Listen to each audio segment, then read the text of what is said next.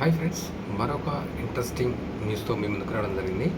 ఎంఆర్పిఎస్ ఉద్యమ చరిత్రలో ఏదైతే దాదాపు 35 సంవత్సరాల ఉద్యమ చరిత్రలో మరి ఆగస్టు 1వ తారీఖుకి ఒక ప్రత్యేకమైన రోజు ఎంఆర్పిఎస్ చరిత్రలో లిఖించింది.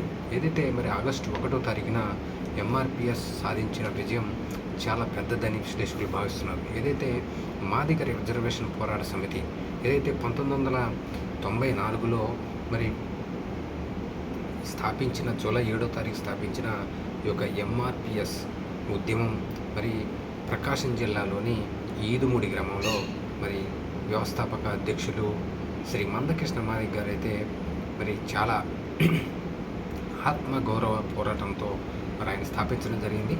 అప్పటి నుంచి కూడా దాదాపు మరి మందకృష్ణ మాదిగ గారు మరి శాంతియుతంగానే మరి ఎంఆర్పిఎస్ ఏబిసిడి వర్గీకరణకు ఆయన దాదాపు 1994 నుంచి కూడా మరి ఇప్పటి వరకు కూడా 2024 ఆగస్టు వరకు కూడా మరి ఆయన శాంతియుతంగానే పోరాటం చేయడం జరిగింది.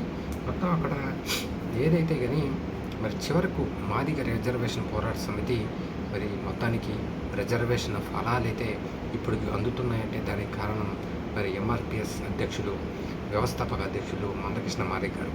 ఆయన చేసిన పోరాటం ఆ మాదిగ జాతికి మరి ఈరోజు రిజర్వేషన్ ఫలాలు దక్కాయంటే మరి మొత్తం క్రెడిట్ మొత్తం ఆయన మరి మందకృష్ణ మాదిగ గారికి దక్కుతుంది. ఏది ఏమైనా సరే మందకృష్ణ మాదిగ గారు అసలు ఈ ఉద్యమాన్ని ఎలా స్థాపించారు, ఎందుకు స్థాపించారు, ఈ ఉద్యమం మరి ఏదైతే ఎంఆర్పిఎస్ మాదిగ జాతి కోసం ఏబిసిడి వర్గీకరణ చేయాలని ఏదైతే ఆయన పాటుపడ్డారో ప్రకాశం జిల్లాలోని ఈదుమూడి గ్రామంలో 1994 జూలై 7వ తారీఖున స్థాపించారని మనం తెలుసుకున్నాము.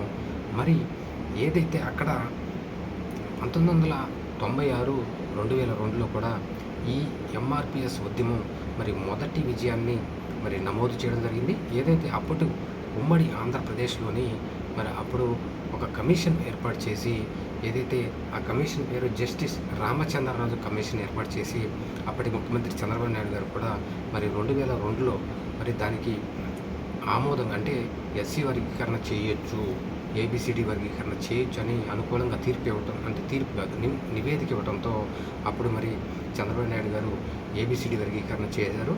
మరి తదనంతర ఫలితాల ప్రకారం 2004లో మరి దాదాపు 2004లో మరి సుప్రీంకోర్టు ఇది సాంకేతిక కారణాలతో రిజర్వేషన్ అయితే రద్దు చేయడం జరిగింది. ఆ తర్వాత కూడా మరి మందకృష్ణ మాదిగ గారు మరి ఎటువంటి ఉద్రిక్తతలు కారణం దారి తీయకుండానే శాంతియుతంగా ఆయన మరి ఎంఆర్పిఎస్ ఉద్యమాన్ని అయితే నడిపించడం జరిగింది.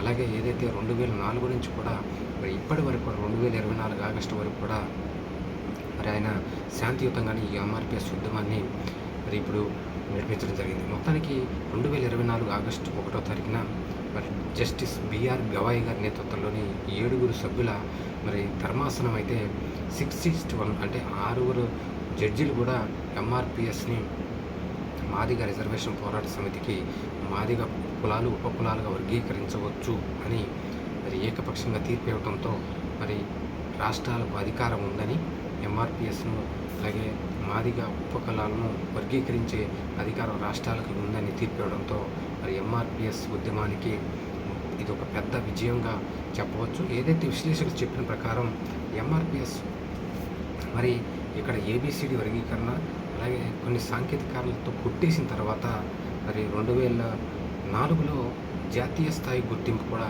దక్కడం జరిగింది. అప్పుడు మరి ఢిల్లీ స్థాయిలోని ఆయన ఏదైతే మందకృష్ణ మాదిగ గారు ధర్నాలు రాస్తారోకోలు చేయడం వల్ల ఉషా మెహ్రా కమిటీను కూడా ఏర్పాటు చేయడం జరిగింది. అప్పుడు 2000 ఉషా మెహ్రా కమిటీ కూడా మరి ఎంఆర్పిఎస్ ఉద్యమానికి అనుకూలంగా మాదిగ ఉపకులాలను వర్గీకరించవచ్చని అనుకూలంగా రిపోర్ట్ ఇవ్వడంతో మరి ఇది చాలా ముందుకు పడిందని చెప్పవచ్చు. ఏదైతే మొత్తానికి ఈ యొక్క కమిషన్ మరి ఏదైతే మందకృష్ణ మాదిగ గారు చేసిన ఈ యొక్క ఉద్యమ ఫలితమే ఈరోజు మాదిగ జాతికి వస్తున్న మాదిగ ఉపకులాలకి ఏబిసిడి వర్గీకరణ చేసి రిజర్వేషన్ అందుతుంది అంటే అది మందకృష్ణ మాదిగ గారి చలవే అని చెప్పవచ్చు. మొత్తానికి మాదిగ జాతికి మరో అంబేద్కరుడుగా మందకృష్ణ మాదిగ గారు మరి ఉన్నారు అని మరి ఆ జాతి అయితే భావిస్తుంది. మొత్తానికి ఇప్పుడు ఎంఆర్పిఎస్ అంటే రాష్ట్రంలో ఒకసారి ఉద్యమం చేస్తే మరి ఎంఆర్పిఎస్ని చూసి మరి దడుచుకునే రాజకీయ పార్టీలు కూడా ఉన్నాయి. కానీ ఎంఆర్పిఎస్ యొక్క రిజర్వేషన్ కోసమే కాకుండా మరి దివ్యాంగుల కోసం, ఆరోగ్యశ్రీ కోసం, అలాగే మరి భూములు కోల్పోయిన వాళ్ళ కోసం కూడా ఇక్కడ మరి పోరాటం చేసిన చరిత్ర అయితే ఉంది. అలాగే రేషన్ కోటా పెంచాలని కూడా మరి ఎంఆర్పిఎస్ పెద్ద ఎత్తున భారీ కూడా ఆందోళన చేసింది. దివ్యాంగుల కోసం కూడా భారీ ఎత్తున ఆందోళన చేసిన సంగతి మనకు తెలిసింది. మొత్తానికి ఎంఆర్పిఎస్ ఉద్యమం మరి విజయవంతమై ఈ రోజు అంటే ఆగస్టు 1వ తారీఖు 2026కి 2 సంవత్సరాలు అవుతుంది విజయం సాధించి. 2024 1వ తారీఖున సుప్రీంకోర్టు ఏదైతే తీర్పు చెప్పిందో రాష్ట్రాలకి ఎప్పటి వెంటనే కొన్ని రాష్ట్రాలు అయితే అమల్లోకి తెచ్చాయి. మొత్తానికి మాదక జాతికి ఎంఆర్పిఎస్ ఉద్యమం వల్లే ఈరోజు మరి ఈ యొక్క రిజర్వేషన్ ఫలాలు అందుతున్నాయని విశ్లేషణ భావిస్తున్నారు. మొత్తానికి ఈ యొక్క చరిత్రను ఎవరు తుడిచిపెట్టలేరు. మొత్తానికి మరి ఈ క్రెడిట్ మొత్తం మందకృష్ణ మాదిగ గారికి చెందుతుందని కూడా మనం భావిస్తూ ఏదైతే మరి మరిన్ని పోరాటాలు చేసి రిజర్వేషన్ ఫలాలు మరి ఎక్కువగా అందాలని ఏదైతే మరి ఎక్కువ ఇప్పుడు జనాభాకు అనుగుణంగా కూడా ఏదైతే ఎస్సీలు 21% ఉన్నది 21%కి రిజర్వేషన్ రావాలని ఈ పోరాటాలు త్వరలో సఫలీకృతం కావాలని కోరుకుంటూ థ్యాంక్ యూ.